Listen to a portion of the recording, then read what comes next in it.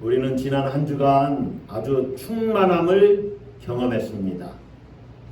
여기에서 충만함을 경험하지 못한 사람은 아무도 없습니다. 어떤 충만을 경험했습니까? 더위 충만입니다. 더위 충만. 성령 충만은 한 주간 동안에 경험하지 못한 사람들이 있을 수도 있지만은 누구나 다 예외 없이 더위 충만을 경험했습니다. 그렇죠? 네. 얼마나 더운지 초열대야라는 말도 나왔습니다. 한밤중에도 30도 밑으로 떨어지지 않는 것을 초열대야라고 합니다. 열대야는 25도 밑으로 떨어지지 않는 것. 초열대야는 30도 밑으로 떨어지지 않는 거예요. 경험해보고 싶은 분은 쇳덩어리 하나를 낮에 햇빛에다 갖다 놓고 그걸 저녁에 끌어안고 자면은 얼마나 더운지 초열대야를 경험해 볼 수 있습니다. 너무너무 더운데, 자, 온 대한민국 전국 곳곳에 이 더위 충만을 모든 사람이 경험하는데, 그러면 여러분 심령은 무엇으로 충만했습니까? 여러분은 한 주간 여러분 안에서 무엇이 충만함을 경험했습니까? 이 시간 우리 자신 한 사람 한 사람 모두 다 자기 자신 한번 점검해 볼 것이 있는데, 여러분은 평상시 또 지난 한 주간 충만함을 많이 경험했습니까? 아니면 결핍함을 경험했습니까? 결핍함을 더 많이 느꼈습니까? 충만함을 더 많이 느꼈습니까? 결핍함을 더 많이. 현대인은 충만보다는 결핍을 더 현실로 느끼는 것 같습니다. 사는 모습이 어딘가 결핍된 것처럼 보인다는 것이죠. 결핍되어 있으니 불만이 많지요?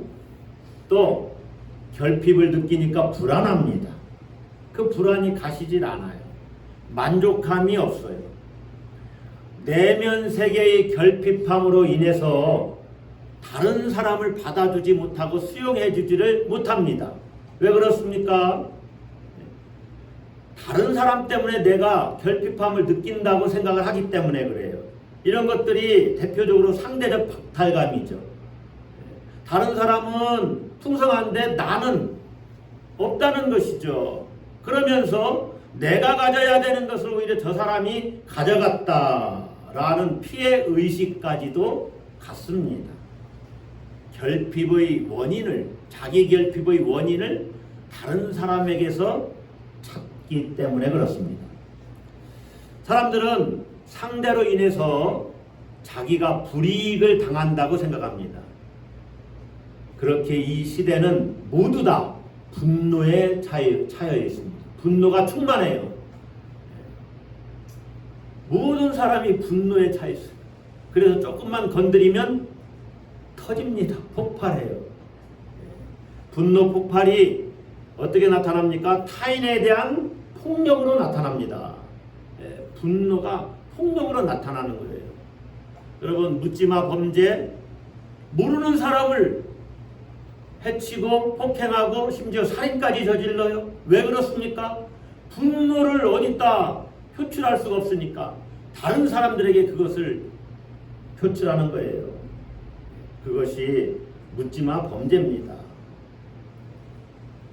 다른 사람들을 볼 때 단지 경쟁 상대로 보는 것이죠. 저 사람 것을 내가 뺏어야 내 호주머니가 채워진다고 생각하는 겁니다.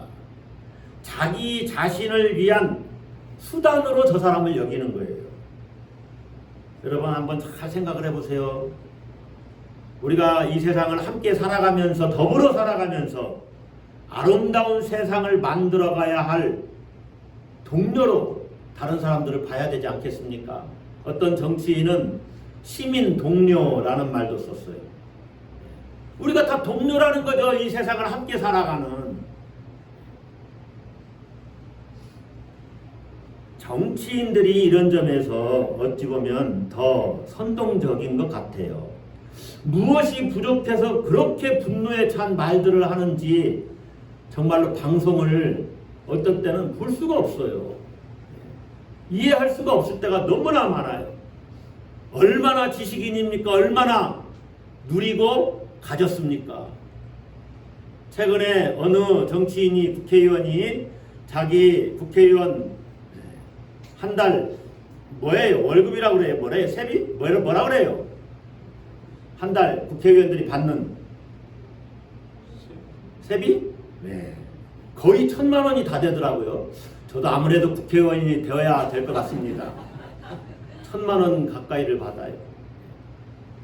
그런데 그렇게 많이 가지고 누리고 백성 국민들로부터 존경받잖아요. 어떤 분들은. 그리고 대단한 어찌 보면 직업 아닙니까?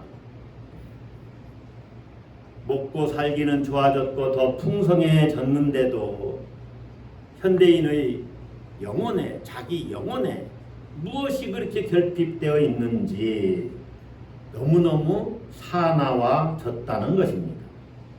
여러분은 어떻습니까? 생명감과 사랑의 능력으로 여러분의 영혼이 충만하십니까? 자, 그렇게 되기를 소원한다는 의미에서 아멘. 네. 사랑과 성령의 능력으로 충만해져야죠. 사도 바울은 에베소 교회 성도들이 충만해지기를 기도했습니다. 하나님의 충만하심으로 너희가 충만하기를 원한다. 에베소서 3장 19절에서 그랬지요. 그렇게 성도들이 충만해지기를 기도하면서 땅에 내려와 사셨고 고난받고 죽임당하고 부활하시고 승천하신 예수 그리스도께서 만물을 충만하게 하실 것이라고 선언하고 있습니다. 만물을 어떻게 하신다고요? 충만하게 하신다. 따라서 합시다. 충만하게 하신다. 설교 제목이에요. 여러분들을 충만하게 하시기를 주님이 원하시고 계셔요. 결핍된 가운데 살기를 원하지 않는다는 것입니다. 여러분, 주님이 반드시 여러분을 충만하게 하실 것입니다. 그러면 우리가 어느 정도까지 충만해져야 되느냐? 나라고 하는 존재가 이렇게 있는데 어디까지 충만함이 차야 내가 충만한 것일까요? 충만이라는 건 그야말로 꽉 차야 되는 겁니다.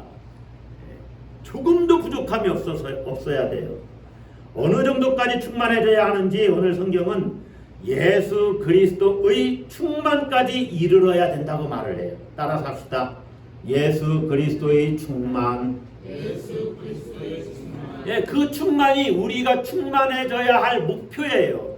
예수 충만. 예수님의 충만. 그것이 우리의 목표다. 13절 한번 봅시다. 제가 표준 세번역 성경으로 읽어드리겠습니다. 여러분 눈은 여러분의 성경을 주목해서 보세요. 그리하여 우리 모두가 하나님의 아들을 믿는 일과 아는 일에 하나가 되고 온전한 사람이 되어 그리스도의 충만하심의 경지에까지 이르게 됩니다. 뒷부분에 우리 성경이 좀 말이 어려워요. 그리스도의 장성한 분량이 충만한 데까지 이르리니, 이게 말이 한번 꼬여놓으니까 그냥 쉽게 그리스도의 충만하심의 그 경지까지 이르게 된다, 이렇게 말하는 것이, 번역하는 것이 더 직설적입니다. 그리스도의 충만하심, 거기까지 이른다는 거예요. 바울은 지금 예수님이 충만하신데 우리도 그 충만함까지 이룰 것입니다. 주님이 그렇게 우리를 충만케 하실 것입니다 라고 말을 하고 있습니다. 여러분, 이 충만을 말을 조금만 바꾸면 앞에 있는 단어 온전한 사람을 이루어, 이거와 같이 보시면 됩니다. 그러니까 충만함은 완전함이에요. 따라서 합시다. 완전함. 네, 우리가 온전한 사람이 되는 것이 뭐냐? 그리스도의 충만함을 갖는 거예요. 우리가 그리스도의 충만함으로 충만해지는 것이 우리가 완전해지는 것이다, 그 말입니다. 예수님의 충만함이 여러분의 목표가 되어야 될 줄로 믿습니다. 사도 요한이 요한복음 1장 14절에서 예수님이 어떻게 충만하신가를 말씀하셨죠. 말씀이 육신이 되어 우리 가운데 거하심에 우리가 그의 영광을 보니 아버지의 독생자의 영광이요 땡땡과 땡땡이 충만하더라. 뭐와 뭐가 충만하더라? 은혜와 진리가 충만하더라. 따라서 합시다. 은혜와 진리가 충만하다. 예수님이 은혜와 진리가 충만해요. 그분이 주시는, 그래서 그분이 주시는 은혜는 끝이 없어요. 은혜 위에 은혜 계속해서 주시는 겁니다. 예수님의 기쁨도 충만합니다. 예수님이 기쁨이 충만하셔서 그 기쁨을 여러분 모두에게 주기를 원하십니다. 예수님이 이렇게 말씀하시죠. 서로 사랑하라. 그렇게 말씀하시면서 이런 말씀을 주십니다. 요한복음 15장 11절이에요. 내가 이것을 너희에게 이르면 내 기쁨이 너희 안에 있어 너희 기쁨을 충만하게 하려 함이라. 따라서 합시다. 너희 기쁨을 충만하게 하려 함이라. 여러분 기쁨이 충만하십니까? 더운 날씨 속에서도 여러분에게 기쁨이 충만하시기를 주의 이름으로 축복합니다. 기쁨 충만. 예수님은 또 생명이 충만하시지요. 사랑이 충만하시죠. 충만은 완전이라고 그랬어요. 이 생명의 충만함, 완전한 생명을 완전한 사랑으로 우리에게 주시는 것입니다. 그것이 예수님이 우리를 충만케 하시는 것이에요. 여러분 한번 보세요. 10절에 내리셨던 그는 아까 올라가셨다 하였은 9절에 그랬죠. 그러니까 예수님이 땅으로 내려오셨고 또 승천하셨는데 그가 예수 그리스도가 곧 모든 하늘 위에 오르신 자니 이는 다 같이 읽습니다. 만물을 충만하게 하려 하심이라. 만물을 충만하게 하신다. 여러분 예수님이 우리를 충만하게 하시는 그 충만은 만물을 충만하게 하시는 것인데 우리를 충만케 하시는 것을 다 요약을 해서 한마디로 말하면 뭐가 충만한 것이냐. 아까 은혜와 진리도 충만하고 기쁨도 충만하고 예수 사랑으로 우리가 충만케 되는 거죠. 이 모든 것을 그냥 한 단어로 요약을 해버리면 예수 충만이지요. 예수 충만이 뭐냐? 따라서 합시다. 생명 충만. 예수 그리스도를 통해서 내게 생명이 충만해지는 경지까지 이르는 것. 그것이 주님이 우리를 충만하게 하는 것. 네. 여러분 짜증나고 원망하고 불평하는데 거기 생명력이 충만합니까? 그렇지 않잖아요. 이 예수 충만을 조금 더 말을 바꾸면 예수 닮음, 하나님과의 일치라고 말할 수 있어요. 갈라디아 2장 20절에 내가 그리스도와 함께 십자가에 못 박혔나니 그런즉 이제는 내가 사는 것이 아니요 오직 내 안에 그리스도께서 사시는 것이라. 그리스도께서 내 안에 사시는 것, 그것이 예수 충만입니다. 예수님과 일치입니다. 여러분 예수님으로 내가 충만해지면 내 모습은 사라지고 예수님만 내 모습 속에서 보이는 거예요. 그런데 여기서 예수께서 만물을 충만하게 하신다는 말씀을 우리가 이해하려면 한 가지 우리의 시각을 바꿔야 되는 것이 있어요. 시각 교정을 해야 됩니다. 그게 뭐냐? 세상을 바라보는 차원이 새로워져야 된다는 거예요. 영적인 눈으로 바라볼 수 있어야 된다는 거예요. 따라서 한번 하겠습니다. 세상을 바라보는 시각. 똑같이 보는데 보는 시각이 새로워져야만 이 충만함을 제대로 볼 수가 있어요. 시각을 교정해야 된다. 여러분 우리 앞에 놓인 이 세상은 모든 사람에게 어찌 보면 똑같이 보일 겁니다. 여기를 바라보면 여러분 똑같이 이것을 보죠. 그러나 이것을 보면서 경험하는 것들은 다 달라요. 각자가 이것을 보는 그 경험이 다르다는 것입니다. 경험은 각자에게 달라요. 그래서 어떤 사람은 부분만 보는 사람이 있고 어떤 사람은 전체를 보는 사람이 있습니다. 또 부분을 보더라도 아주 세밀하게 보는 사람이 있어요. 겉 형태만 보는 사람이 있는가 하면은 그 본질을 보는 사람이 있습니다. 그러니까 그 속에서도 충만을 경험하는 사람이 있는가 하면은 결핍에 묶이는 사람도 있다는 것입니다. 아주 좋은 예가 있고 우리가 실습해 볼 것이 있어요. 자, 우리 이 공간 안에 공기가 충만합니다. 온 세상에 우리가 대기권 밖으로 나가진 않으니까 공기가 충만하지요. 그런데 여러분, 지난 한 주간 이 세상에 공기가 충만하다는 것을 여러분 몇 번이나 느껴보셨습니까? 제가 보면 한 번도 느껴보지 못하고 일주일을 사신 분들이 많을 거예요. 내가 숨을 쉬고 있다는 것을 느끼지 않고 사는 겁니다. 숨을 쉬고 있으면서. 그런데 우리가 여기에 세상에 공기가 충만하다는 것을 어떻게 경험해 볼 수 있느냐? 이 경험의 문제는 다른 문제인데, 공기가 충만하다는 것을 부인하는 사람은 아무도 없지요? 그런데 공기가 충만하다, 이 세상이, 그것을 경험하는 것은 다른 문제인데 이렇게 우리가 경험해 볼 수 있어요. 자, 여러분 지금 한번 실습을 해보는 겁니다. 여기에 공기가 가득 차 있다라고 생각하고 집중해서 여러분 숨을 깊게 들어 마셔 보세요. 코로만 깊게 쭉 들이마시고 쭉 내뱉어 보세요. 코로 그렇게 한 두 번만 해보세요. 이런 식으로 숨이 코를 통해서 들어갔다 나갔다 하지요. 그러면서 내가 숨 쉬고 있다는 것을 느낄 수가 있습니다. 아, 내가 숨을 쉬고 있구나. 공기가 내 코 속으로 깊이 들어오고 또 나가는구나. 그것을 내가 의식해 볼 수 있다는 거죠.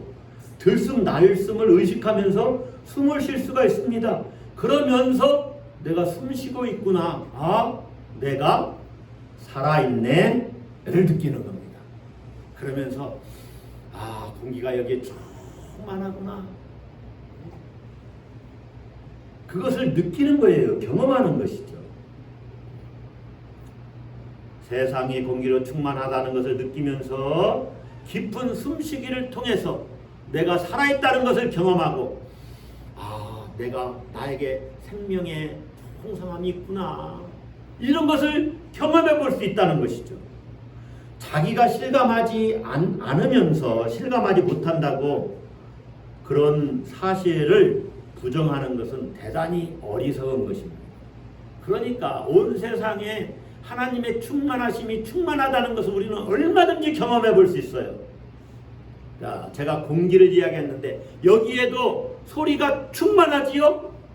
지금 설교자의 설교 목소리 말고도 듣지 못하는 소리가 얼마나 여기에 가득 차 있습니까?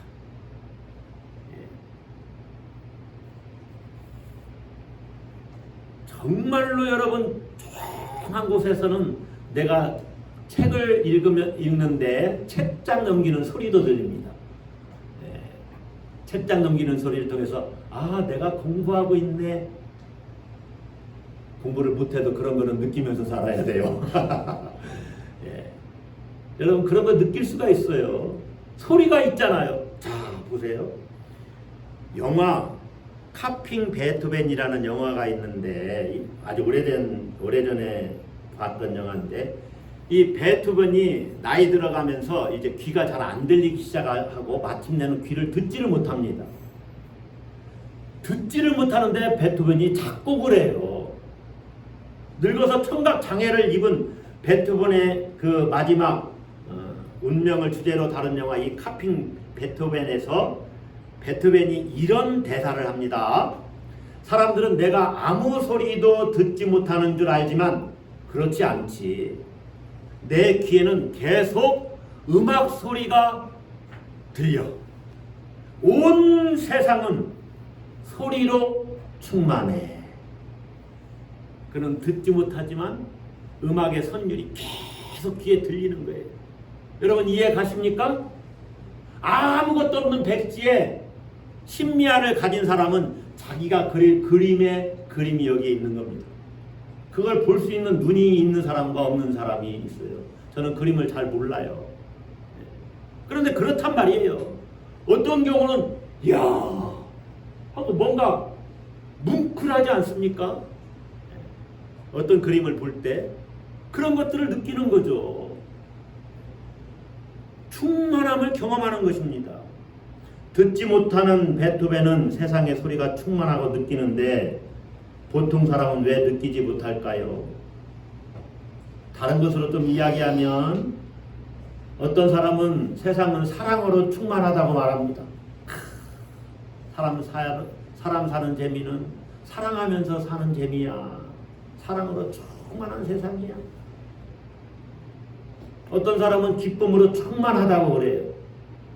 자, 한 가지 생각해 봅시다. 요즘 교회 화단에 온갖 꽃들이, 여러 가지 꽃들이, 저는 뭐 꽃을 잘 몰라서 뭐 몇 가지를 꽃 이름을 얘기를 잘 할 수가 없는데, 최근에는 배운 것이 뭐 천일홍이 있고 백일홍이 있다네요.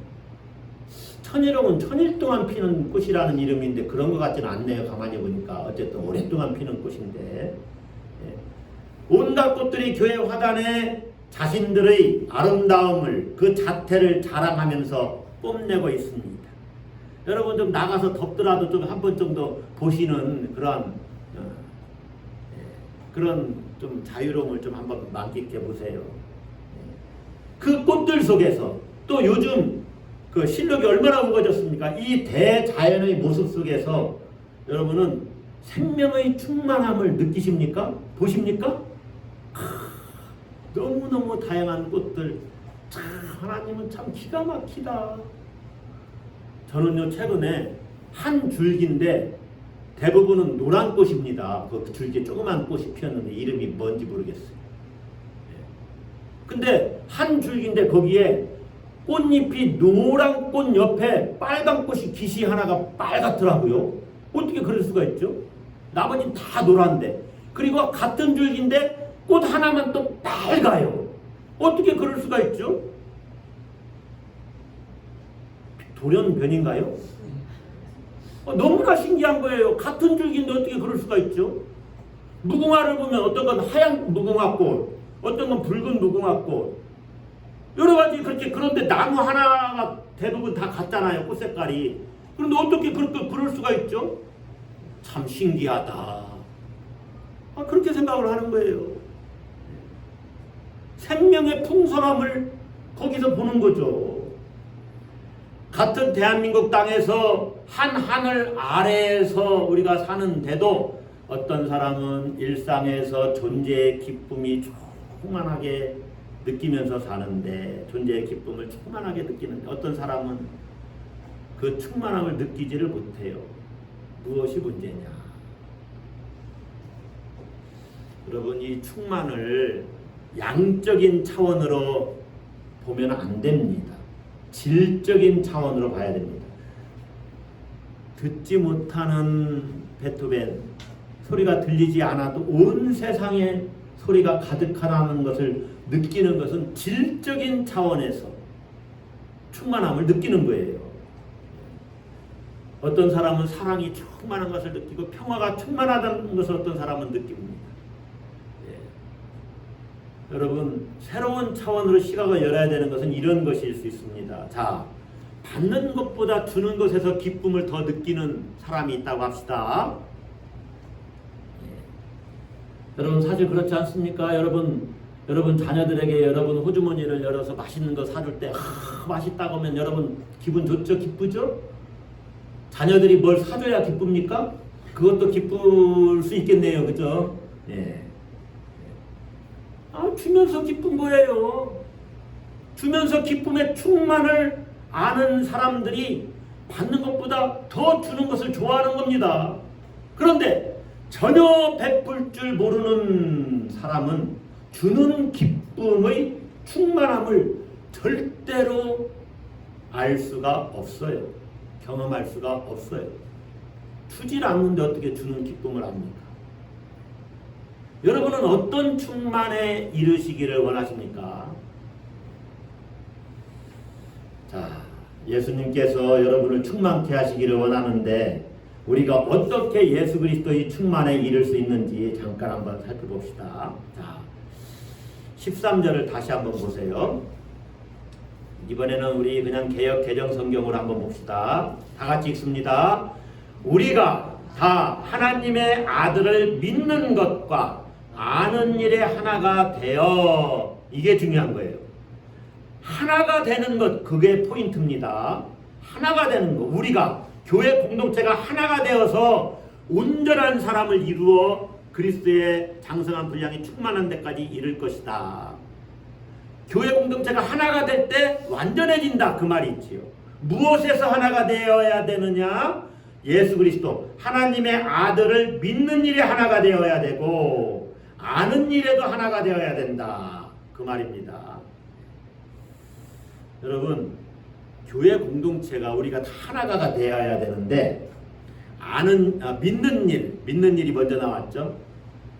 예수 그리스도를 믿는 일에 우리가 하나가 되어야 됩니다. 그러니까 이렇게 모였지요. 믿는 게 뭡니까? 신뢰하는 거죠. 예수님을 신뢰하는 일에 우리 모두가 하나가 되어야 합니다. 할렐루야. 네, 예수님을 전적으로 신뢰해야죠. 또 예수님을 아는 일, 예수님의 인격이 어떠신지, 예수님이 누구신지, 그분이 어떤 사역을 했는지를 아는 일에도 하나가 되어야 합니다. 그래서 우리가 계속해서 말씀 듣고 배우는 것 아니겠습니까? 이 일에 하나님께서는 우리 모두를 부르셨어요. 자, 4장 1절로 가봅시다. 그러므로 주 안에서 갇힌 내가, 감옥에 갇힌 내가, 로마 감옥에 있는 것 같습니다. 사도 바울은 지금 에베소 교회 편지로 이 서신서를 보내고 있는데 감옥에 갇힌 상태로 보내고 있는 거예요. 그래서 옥중서신이라고 하죠. 주 안에서 갇힌 내가 너희를 권하노니, 다 같이 씁니다. 너희가 부르심을 받은 일에 합당하게 행하여, 부르심, 이건 소명입니다. 소명에 합당하게 행하라. 이걸 뭐냐? 하나님이 우리를 각자 부르셨는데 이 부르심, 소명에 합당하게 처신해야 하는데 이게 뭐냐? 교회 안에서 자기 역할이 무엇인지를 알고 그 역할에 맞게 처신한다는 거예요. 우리가 여러 가지 직분을 받았죠. 그 직분에 맞게 또 사명을 받았죠. 설교자는 설교자로서, 또 찬양 사역자는 찬양 사역자, 반주자는 반주자, 이 직분에 맞게 소명을 잘 감당하는 것, 그것이 부르심을 받은 일에 합당하게 행하는 것입니다. 기도를 맡았다든가 또 찬양 인도할 때 찬양 인도자로 봉사한다든가 다 마찬가지예요. 또 큰 교회에는 행정일을 보는 분들이 있고, 교회 여러 가지 잡일을 이렇게 챙기면서 섬기는 분들이 있습니다. 우리가 흔히 사찰 집사님, 사찰 권사님으로 아는 분들입니다. 그런 일들을 감당하는 것이, 잘 감당하는 것이 소명에 합당하게 사는 거예요. 이 소명에는 두 가지 본질이 있어요. 따라서 합시다. 봉사. 또 한 가지는 그리스도의 몸된 교회를 세우는 일. 교회를 세우는 일. 12절로 가겠습니다. 이는 성도를 온전하게 하여 봉사의 일을 하게 하며 그리스도의 몸을 세우려 하심이라. 봉사의 일을 하고 그리스도의 몸을 세우는 것. 성도가 온전케 되면 그런 일을 잘 감당하겠지요. 이런 직분자를 대표적으로 바울은 5가지만 이야기를 했지요. 11절에 그가 어떤 사람은 예수 그리스도가 어떤 사람은 사도로, 어떤 사람은 선지자로, 복음 전하는 자로, 목사와 교사로 삼으셨다. 다른 직분자는 없다고 해서 서운할 것 하나도 없습니다. 대표적으로 그것만 말한 거니까. 여러분, 봉사의 일을 하게 하고 그리스도의 몸을 세우는 것, 거기로 다 우리를 불렀다는 거예요. 그렇게 서로 섬기면서 어떻게 해야 되느냐? 하나가 되어야 된다는 거예요. 이건 교회의 단일성을 이야기하는 겁니다. 그래서 여러분 1절을 쭉 읽다 보면 이 1절이 어디에 걸리게 되냐면 3절에 걸리는 것을 우리가 알 수 있어요. 너희가 부르심을 받은 일에 합당하게 행하여 성령이 하나 되게 하신 것을 힘써 지키라. 이렇게 되는 겁니다. 평안의 매는 줄로 성령이 하나 되게 하신 것을 힘써 지키라. 그런데 이 하나됨이 쉽습니까? 어렵습니까?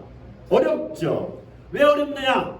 서로가 다 다른데 서로가 수용해지고 용납해져야만 이게 하나가 되거든요. 그래서 바울이 이렇게 얘기하는 거예요. 2절 끝에 서로 용납하고 평안의 매는 줄로 성령이 하나 되게 하신 것을 힘써 지키라. 자, 서로 용납해야 하나가 될 수 있다는 것까지 알았어요. 그런데 또 서로 용납하는 게 쉽습니까? 어렵습니까? 어려워요. 그래서 또 앞에다 뭘 또 붙였죠. 뭐를 붙였어요? 모든 겸손과 2절입니다. 모든 겸손과 온유로 하고 오래 참음으로 사랑 가운데서 서로 용납해라. 예, 이제 이 정도 인격이 되면은 조금 쉬워지는 거예요.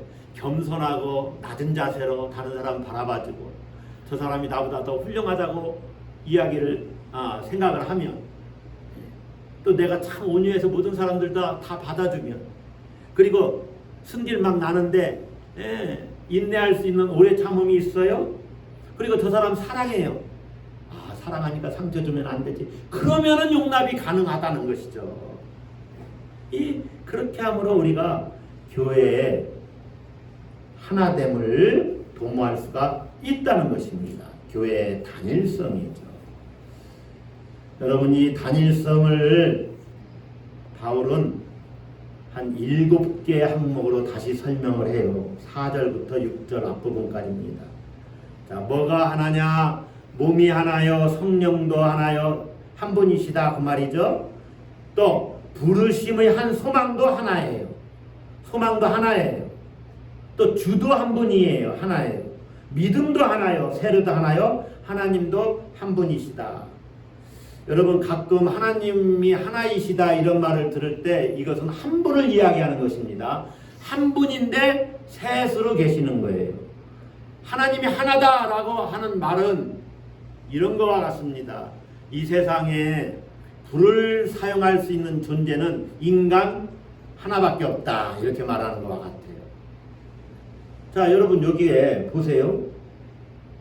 한 가지만 예로 들어봅시다. 어떻게 소망이 우리들이 여기 지금 각자 우리 모두가 소망이 있죠. 우리 이 소망이 어떻게 하나가 될 수 있습니까?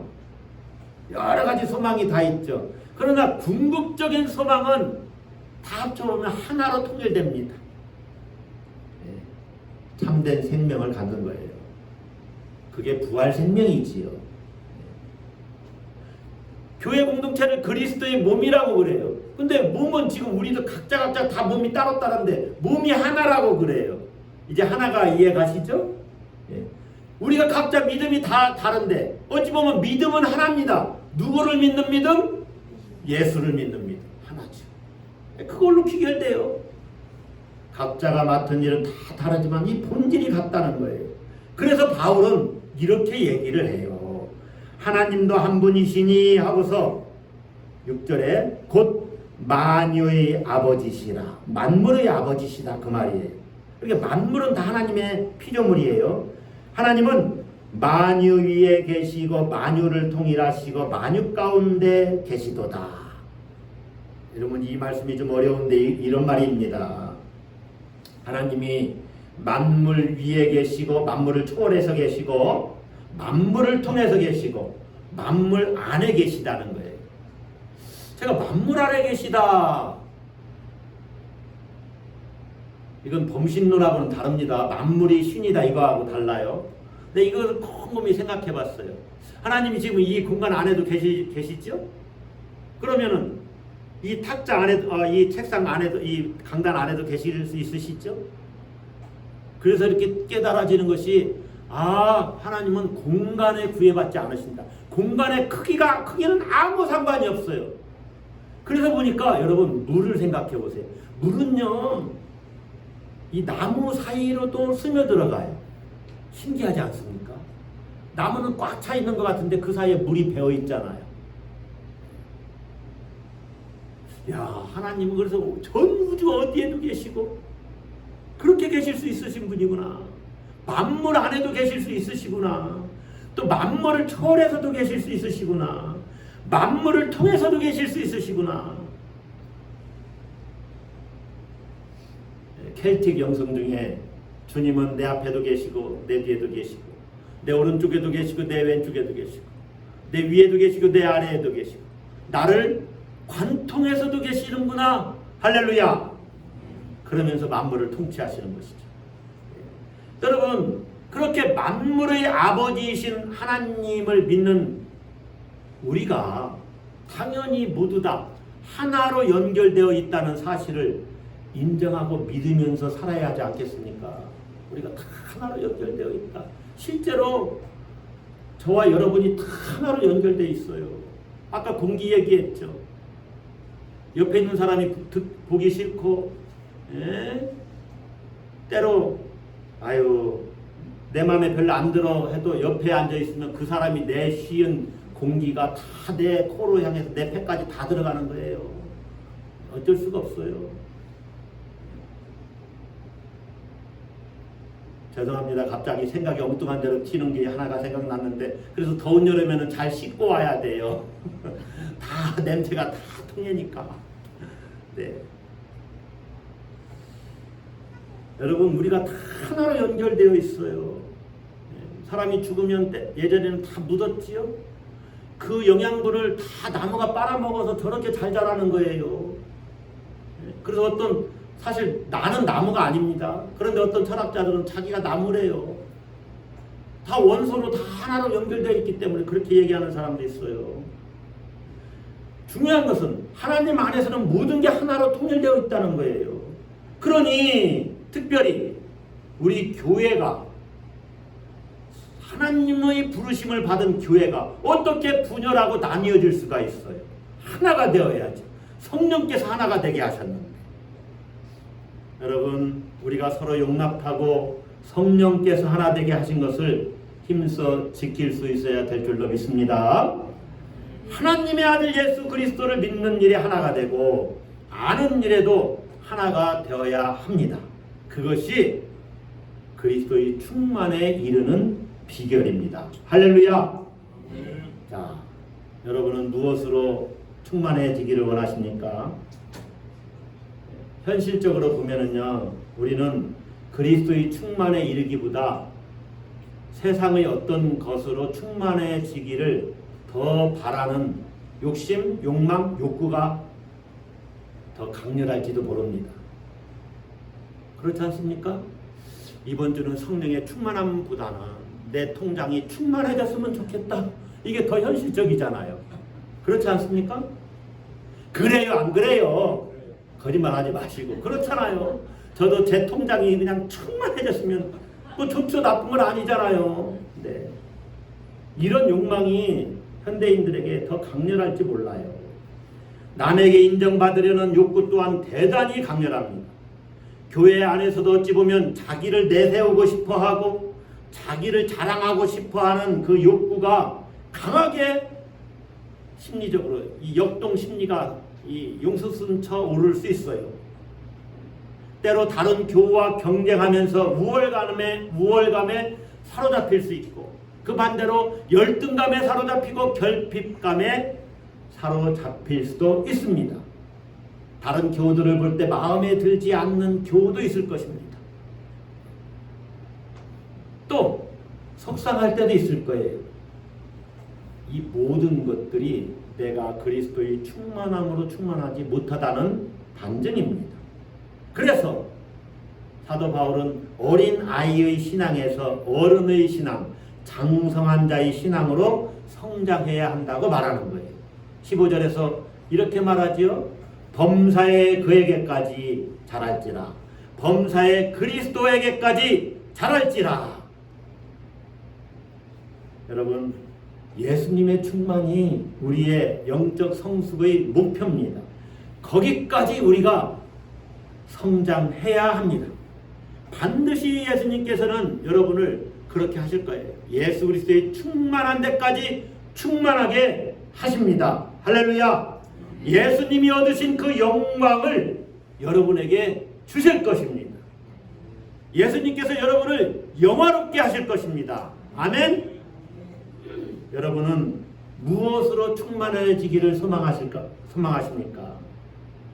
예수 그리스도의 충만하심으로 충만케 되기를 소망하십니까?